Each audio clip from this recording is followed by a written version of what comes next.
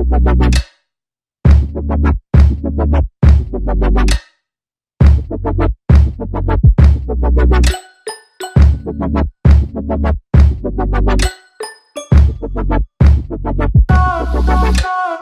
сайн залуусаа. Миний бичлэг үзэж байгаа та бүхэнд баярлалаа. Энэ бичлэг үзэж байгаа өдрийн мэндийг хүргэе. Амласан ёсоороо добу нь яг мэддэг зүйлээ та бүхэндээ жогоонсон заа гэж ярьж ирсэнчлэн хамгийн ихний бичлэг хийх гэж байна. Хамгийн ихний бичлэгээр ямар бичлэг оруулах вэ гэхээр маш олон хүмүүс асууж байлаа. Кофего яаж хийх вэ? Байнда яаж тааруулах вэ? Кроссэрээ яаж тааруулах вэ гэх мэтлэн асууж байлаа. Тэгээд тэр хүмүүстээ зориулаад конфига эхнээс нь яаж хийх вэ? Ерөнхийдөө яаж жирэн зохицуулдаг яг ингээд конфиг дээр байгаа тохиргоонуудыг ямар учиртай гэдгийг өөрийнхөө аль чадхаараа тайлбарлах болно. Би өөрөө ямар ч сан бүгдийг бол сайн мэдэхгүй гэхдээ мэддэг болгоноо та бүхэндээ тайлбарлаж ойлгуулахыг хичээе. Тэгээд энэ бичлэгийг үзэж байгаад баярлалаа. Тэгээд дуусна үзээрэй. Яахны tips&tricks буюу одоо та бүхэндээ заах хичээл дээр хамт байгаад маш их баярлалаа. Хамгийн ихний хичээлээр маш олон хүмүүсээс санал авсны үсттэй би конфиг яаж хийх вэ? Конфиг доторх юмнуудыг тайлбарлах болно. Би бас өөрөө яг конфиг доторх байхаа бүх кодуудыг бас сайн мэдэхгүй ч гэсэн өөрийнхөө мэддэг бүх зүйлүүдийг та бүхэндээ тайлбарлаж өгье. Мөн та бүхэнд хэрэгтэй гэсэн зүйлүүдийг тайлбарлаж өгье. За хамгийн эхлээд бас анхан шатны хүмүүс маань асууж байлээ. Конфиго яаж хуулах вэ гэж. Яг Go руугаа хуулаад яг яаж төвчүүлэх вэ гэж асууж байлээ. За тэгээд одоо миний Facebook дээр хамгийн сүүлд одоо 42 минут өмнө би өөрийнхөө шинэ конфигийг аплод хийсэн байгаа. Тэнгуудаа миний энэ линкэн дээр дараад download гэж баруун дээр байгаа. Энэ дээр байгаа. Download руу ороод татах болно. За ингэнгүүт конфиг маань ингээд татагдчих байна. Download дотор маань байгаа. За би ингээд сая татсан болохоор 2 шиг байна. За энэ шинэ конфигаа маус хоёроо дараад copy. За тэгээ Steam руугаа орсон байх шаардлагатай. Steam руугаа ороод мэдээж Go-тэй байх шаардлагатай. Go-ийнхаа properties руу оронгуудаа local files гэж байгаа. Local files-ийн эхний browse local file буюу Go-ич яг байгаа файл руу оруулах болно. Тэнгуудаа CSGO руу ороод CF руу ороод маус хоёроо дараад paste хийн. За надад угаасаа байгаа болохоор би replace хийчихье. За ингээд config ямар ч сан та Go-ийнхаа файл дотор хуулчлаа. Одоо яг config-ыг яг Go дотор яаж оруулах вэ гэдгийг хэлье. За Go руугаа орсон байгаа. Тэнгуудаа exec dobu гэдэг яг config-ийнхаа нэрийг биччихнэ. Та өөр config авсан бол одоо Nico ч юм уу те. За би өөрийнхөө бичлээ. Тэнгууд Dobus config loaded гэд ерөөхдөө ингэ итгэвчж байгаа маа. За config итгэвчүүлчлээ. За одоо ерөөхдөө яг config дотор яг ямар хэрэгтэй зүйлс вэ? Config гэж яг дотроо яг ямар юм байдгийг та бүхэн тайлбарлаж өгье. Config гэдэг нь болохоор ерөөсөө яг тохиргоог гэсэн үг. Яг Go-ийн чинь дотор ороод хийхэд та илүүдтэй өөрчлөх шаардлагагүй гэсэн. Тэгээ config-ийн хамгийн ихэнд байгаа зүйл гэвэл bind буюу одоо keyboard-ийн чинь тохиргоо гэсэн үг. Одоо нэг дээрээ дарвал буугаа гаргана, хоёр дээрээ дарвал гар буугаа гаргана, W дээрээ дарвал урагшаага явна гэх мэтлээ. Одоо эхний энэ хэсэгт бол маш энгийн зүйлүүд байгаа. За энэ bind дотор одоо keyboard-ийн тохиргоон дотор хамгийн хэрэгтэй та бүхэн зөвлөх хоёр зүйл гэвэл нэгт бол та бүхэн бас миний стрим дээр асууж илээ яаж ингэж бууга хурдан аваад наа гэд. Бууга хурдан авч байгаа зүйл гэвэл одоо би одоо наамлокн дээр ч юм уу инс дээр ингээд шууд AK-га худалдаж аавна, M-ээ худалдаж аавна, S-ээ худалдаж аавна гэд бичсэн тохируулсан байдаг. Тэгэхээр нэгт бол маш цагийг бол маш хурдан ингээд өнгөрүүл чинь, маш хурдан ингээд зарцуул чинь. Гэс ингээд AK авлаа, M авлаа, armor авлаа. Тэгээд хэрэгтэй гренейдүүдээ авлаа. Тэгэл ерөөсөө болно. Хоёрт гэвэл бол miss click буюу miss buy буюу одоо ингээд андуурч буу авах магадлал арай багасна гэсэн үг. За би та бүхэнд яаж тэрийг өөртөө хийх вэ гэхээр одоо би энэ сайтыг олсон байгаа. Энэ сайт гэхээр бол таны бүх юмыг чинь ингээд хийгээд өгчих боломжтой. За би яг өөр шигээ хий гэж бодъё. би өөрөө is дээр авчдаг. Home дээр болохоор Galileo авчдаг. PG дээр болохоор S авчдаг. Delete дээр болохоор D-г авчдаг гэд явцдаг. Тэнгуудаа гэрнээдүүдээ бол би энэ дээрээ тохируулцдаг байгаа. Ингээл тохируулчихна. Тийм болохоор ерөөсө та бүхэн худалдаж авахд маш амархан гэсэн үг. Шууд ингээл өөрөө ингээл 2 хоног тоглоод асчин is delete w нэ тэрэгэл. Тэгээд энэ дээр бүр armor, Zeus, diffuse хүртэл байгаа. Та бүхэн тэгээ өөрийнхөө хамгийн таатай, хамгийн тохиромжтой өөрийнхөө ингээд тохиргоогоо хийж чаднаа гэсэн үг. За ингээд өөрийнхөө хамгийн тохиромжтойгоор энийгээ тааруулангуудаа одоо энийгээ копи дэнгуудаа өөрийнхөө татаж авсан конфиг руугаа шилжүүлэх хэрэгтэй гэсэн үг ээ. Одоо минийх дээр одоо энд bind left arrow гэдэг эднэрийг устгаад одоо татаж авсан юмныхаа устгаад өөрийнхөө ингээд шууд хийчих байгаа. Тэнгүүд яг таны өөрийн чинь хамгийн тохиромжтой, хамгийн таатай яг л өөрийн чинь хэрэгэлдэг конфиг гараад ирнэ гэсэн үг ээ. За хоёр дахь зүйл гэвэл миний хувьд бол зөвлөх зүйл гэвэл энэ bind гэж байгаа. Bind mouse tab use flashback энэ нь одоо юу юм бэ гэхээр тайлбарлаж өгье л да. За одоо сүүлийн үед гэвэл Counter Strike маань бол өндөр түвшинд хөгжөөд секунд дойл болгон маш хэрэгтэй болсон. Тэгээд та бүхэн зөвлөх зүйл гэвэл одоо ирээдүйд Counter Strike-ийн мэргэжлийн түвшинд тоглох гэж байгаа. Эсвэл өөрийгөө сайжруулъя гэж бодож байгаа хүмүүс бол энийг маш хийх хэрэгтэй. Одоо жишээлбэл V дээрээ дарлаа шууд молтовч гараад ирлээ. F дээрээ дарлаа смокч гараад ирлээ. Одоо айлчин B руу рашлж байна. Одоо бери A руу рашлж байна гэхэд та 4 удаа дарж молтов гаргах шаардлагагүй. Шууд V дээрээ дараад шууд молтов гаргаж ирээд ингээд шийдэнгүүт таны бол тэгээд айлыгаа зогсоох магадлал маш их тэгээ өөр амьдрах магадлал их мэгчлэн маш их давуу талууд байгаа. Тийм болохоор ирээдүйд мэргэжлийн тоглогч болох гэж байгаа. Эсвэл зүгээр л өөрийнхөө чадварыг жоончсон сайжруулах гэж байгаа хүмүүсээ бол энийг хэрэглээрэй гэж би та бүхэнд маш хүчтэйгээр зөвлөж байна.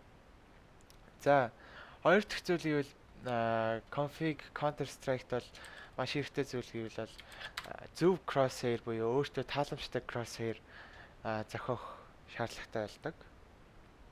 За өөртөө тааламжтай crosshair зохиохоо одоо жишээлбэл зарим хүмүүс чинь one tap хийхдээ сайн байдаг ч юм уу. Зарим хүмүүс шүршигтэй сайн байдаг. Одоо энэ нь юундаа байна гэхээр бас нэлээд их хөв нь бол crosshair-ндээ байдаг. Тийм болохоор өөртөө тааламжтай өөрийнхөө буудалд зогтсон crosshair хийнэ гэдэг бол бас counter дээр сайжрах нэлээд том түлхүүр байгаа. За би одоо ийм сайт олдсон байгаа та нарт ойлгуулах гээд. За size гэдэг бол мэдээж ойлгомжтой бол ерөөхдөө яг энэ онооны чинь хэмжээ нь байгаа. Одоо том байна уу, жижиг байна уу? За би энийг яас ингээд бүгдийг тайлбарлаад өгье. Тэгээд та бүхэн бас өөрөө зохиоход ч гэсэн амрал.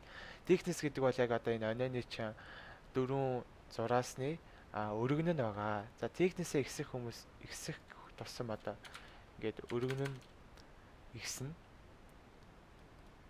гэсэн үг. Одоо ингээд өргөн нэгсэн одоо size 4.5 дээр ч юм. Gap гэдэг нь болохоор яг энэ онооны маань гол байх зай юм аа. Gap багасах тусам оноо чи ингээд бүр ингээд зайг болно. Ихсэх тусам ингээд дотроо голдоо ингээд зайтай болно. За outline гэдэг бол одоо энэ оноо чинь гадуурх хүрээ гэсэн үг л дээ. Draw outline гэж байдаг. Хүрээ хийвэл ингээд гаднах хүрээтэй болоод илүү тод болно гэсэн. За альфаны хувьд гэвэл миний хувьд бол альфа 200 байдаг. За альфа юу гэхээр онооны чинь ингээд тод бүдгийг хэлж байгаа маа. За ингээд draw outline хийсэн альфа амар өндөр бол онооны чинь цааталт хүн харагдаж чаддгүй. Тийм болохоор энийгээ бас бодож үзээд өөрсдөө оноо хийгээрэй. Миний хувьд бол альфа бол 200 байдаг. Тийм болохоор онооны цаатлах хүн бол асуудалгүй харагддаг. За эхний тав бол ингээд ерөөхдөө ойлгомжтой. За color бол мэдээж ойлгомжтой өнгө байгаа. Dot гэдэг маань онооны чинь голд байх юм цэгийг хэлж байгаа. T shape гэдэг нь болохоор нэлийн сүүлийн үед шинэ апдейт хийгээд T shape буюу ингээд T үсэг шиг юм онио гарч ирсэн байгаа. За эднэр бол ерөнхийдөө ойлгомжтой. Одоо ингээд default crosshair байна. Одоо ингээд зарим хүмүүсийн онио ч ингээд буудангууд шүршингүүд ингээд томордог. Зарим хүмүүс их зүгээр л хэвэндээ байждаг. Энэ бол ингээд crosshair-ийн style юм аа. Яг crosshair style нэг ер нь бол ихэнхчлэн хүмүүс бол crosshair style 4 дээр тоглодог. Та бүхний мэдж байгаачлан simple Nico маань crosshair style 5 дээр тоглож буудангууд дижиталдаг. За ингээд та бүхэнд яварсан хангалттай ойлгуулсан багш найз чинь та бүхэн энүүгээрээ өөрөө crosshair-а зохиожч болно. Зохиосныга дараа яах вэ гэхээр зүүн болон чинь одоо ийм копи гэх юм гараад ирнэ өөрөө чинь. Тэнгуудаа өөрийнхөө татаж авсан конфиг дээрээ ирсэн ингээл хуулчих байгаа. Ерөөсөө ийм л амархан байгаа. За jump throw гэж юу вэ гэхээр би та бүхэнд хөнхөн тайлбарлая. Jump throw гэдэг нь бол хар ухаанаар бол зүгээр ингээд үсрээд шидэх юм байгаа. Одоо зүгээр үсрээд ингээд space-ээр үсрээд маус нэгээ дараад шидэхээр энэ маань ингээд stable биш буюу ингээд доктортой биш байдаг. Одоо үсрэлт шидэлтээ чинь хугацаа нь ингээд өөр байдаг болохоор дандаа ингээд өөр тусчдаг гэсэн үг. Jump throw нь болохоор ингээд шууд өсрэлт шидэлтээ чинь ингээд тохируулцдаг дандаа адилхан шиддэг зүйл гэсэн үг гэж ойлгож байна. Одоо энэ цонхны смоки хийдэг ч юм уу. Одоо ингээд нилээн хүмүүс бол нилээн мэрэгжлийн тоглогч сайн тоглолтын дээр бол jump throw ашигласан smoke flash-ууд бол маш их хэрэглэгдэг болсон. Тэгээд та бүхэн өөрсдөө бас хэрэглээд үзээрэй. Би эднэрээ бүгдийг ингээд татгаар тавиад өгчнө. За энэ бол бас миний зөвлөхөд бол хамгийн бас хэрэгтэй зүйлүүдийн нэг гэж хэлж болно. За та бүхэнд тийм асуудал тулгарч ирсэн одоо ингээд matchmaking дээр ч юм уу зүгээр ингээд тоглолтын дээр ингээд хүмүүсээ сочиж боддог ч юм уу те. Одоо ингээд явж байхдаа хүнээ ингээд зочоод алцдаг ч юм уу. Тийм асуудал гардаг. Эсвэл ингээд хүнээ хаана байгааг мэдэхгүй ч юм уу те. Тэгвэл за та энэ тохиргоог хийлээ гэхэд миний уусаа config дээр байгаа болохоор би энийг шууд хийчихье. Энэ тохиргоог хийлээ гэхэд нэгт хүмүүсийн чинь хог харагдана. Одоо энэ Connor гэдэг залуу бол smoke-тэй явж байна. Chad бол decoy-тэй явж байна. Хоёрт гэх юм бол хүмүүсийн ханны цаанаас харна. Тэгэхээр ерөөсөө зочин мочин гэсэн юм байхгүй. Манай хүн байгаа юм байна. Гэл угаасаа ингээл мэдчихээн. Одоо жишээлбэл бэгийн шорт өрлөө matchmaking дээр угаасаа ингээд мэдээлэлтэй хэлэхгүй байлаа гэхэд хүн чинь ингээд бэгийн шорт өнгөд хаана өгснийг мэднэ. Одоо энэ бол цаашаа явж байна одоо. Энэ очиод хаана өгөхийг нь бол харчихна. Тэгээд ер нь бол маш их даваа талтай байгаа шүү. Та бүхэн зөвлөж хэлээд энийг хэрэглээд сураараа хөвшөөрэй гэж хэлье. За маш олон хүмүүс бас асууж байлаа. Net graph-а яаж юм жижигхэн болгосон бэ гэдэг. Net graph-ийн тохиргол ерөөсөө энэ байгаа. За эхнээс нь тайлбарлахад бол net graph post гэдэг маань одоо 2 гэвэл голдоо 2 чинь 3 гэвэл зүүн тишээ чинь би бол баруун талдаа шахах дуртай. Тэгмээ net graph энэ бол ерөөсөө том жижиг асуудал байгаа. Би бол том ийм net graph-тай хат мангар дургу. Тэгээд надад бол жижигхэн уусаал энэ чинь ингээл зүгээр л тоог нь л харах гэж байгаа юм чинь. Ийм жижигхэн байхад бол надад бол тааламжтай байдаг. Тэгээд энэ кодыг бас хэрэгтэй нэг нь хэрэглээрэй. За энэ дээр байгаа дараачийн зүйл гэвэл радар байгаа. Радар гэдэг нь одоо юу юм бэ гэхээр одоо зүүн дээр байгаа газрын зургийг хэлээд байгаа маа. Та бүхэн харж байгаачлаа миний газрын зураг маш жижигхэн байгаа. Энэ жижигхэн би яагаад энэ жижигхнийг хэрэглэдэг вэ гэхээр ерөөсөө мапыг бол би бол бүхэлд нь контролж чадна. Би голд явж ийн гэвэл би А дээр юу болж байгаа, Б дээр юу болж байгаа шууд ингээл зүүн талынхаа газрын зургийг хараад мэдчихэн. Тийм болохоор маш даваа талтай. За энэ кодуудын тайлбарч өгье л да. CL radar scale гэдэг нь болохоор ерөөсөө жижигрүүлчт одоо нэг гэвэл ингээд ийм жижигхэнтэй. Би тэгмүүд А дээр юу болж байгаа, Б дээр юу болж байгаа юу ч мэдэхгүй. Би зүгээр эргэн тойрнол харна. Эргэн тойрноо харах бол амар шаардлага байхгүй байгаа. Тэгээд нэг авал 0.4 юм уу 0.3 өөртөө тааруулаад ий чинь. За энэ radar icon scale нөгөө хэд нь бол ер нь бол нэг чухал биш гэхдээ radar center гэхээр ерөөсөө ингээд голлуулчихна гэсэн үг. Энийг бол дандаа голлуулж байгаараа 0 дээр тавиад. За энэ бол radar icon scale гэдэг нь болохоор одоо бас нэг шаардлагагүй зүгээр ингээд одоо харж байна энэ нэг под нэмээд та бүхэнд харуулъя. Энэ поднууд ч одоо ингээд газрын зураг дээр маш том харагдаж байгаа. Тэгээд энийг бол маш том бол байх шаардлага байхгүй гэж хэлье. Миний хувьд бол 0.5 6 хахад бол хангалттай.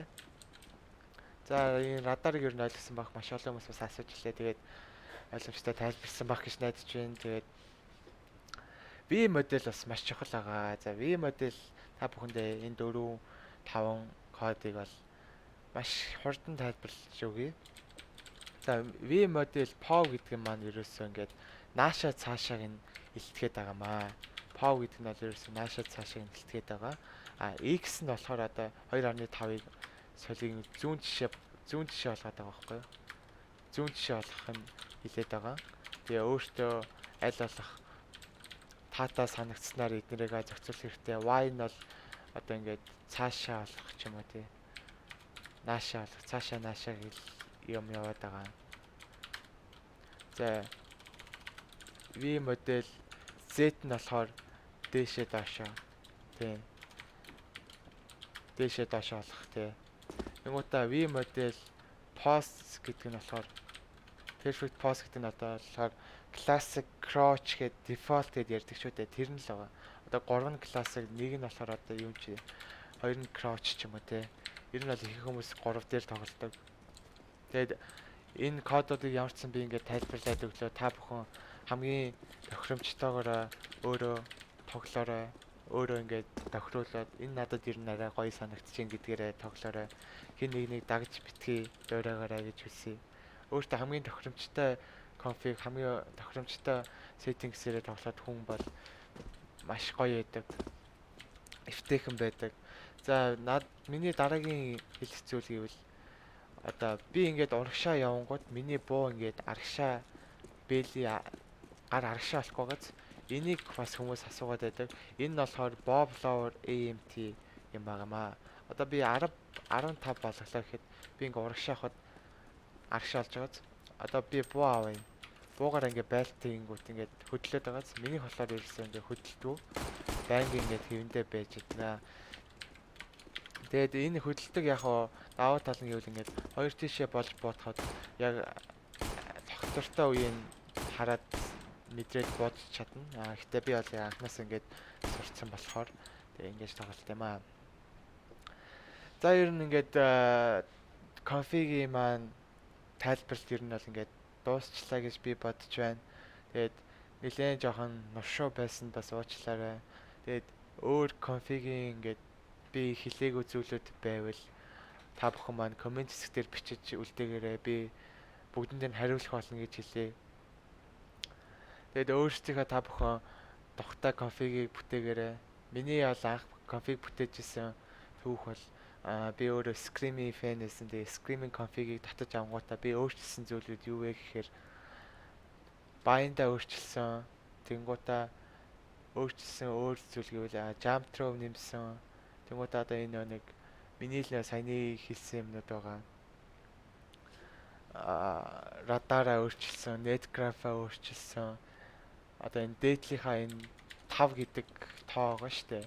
Энийг бас өөрчилсөн. Одоо ингээд зарим хүмүүс их ингээд зураг байдаг. Тэгээд тэрийг өөрчилсөн. Тэр нь болохоор ерөөсөө энэ байгаа. Одоо инглихэд маш их зурагтай болчихно. Тэгээд надад бол шал хэрэггүй. Уусаа би хүсээгүй хүмүүсийн ханны цаанаас цусыг харж байгаа болохоор ийм илүү юм надад хэрэггүй болохоор би зүгээр ийм болгоцсон.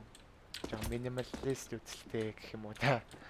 Тэгээд та бүхэн маань дуртай тоглогчоо сейвчийг татаад тэгээд миний хэлсэн заасанчлан bind-а тохируулаад, crosshair-а тохируулаад, jump throw нэмээд тэгээд graph-ка жижигрүүлээд, radar-а жижигрүүлээд тэгээд өөртөө таартай хамгийн таатай нөхцөл байдлаар config-а зохиогоорой гэж хэлье.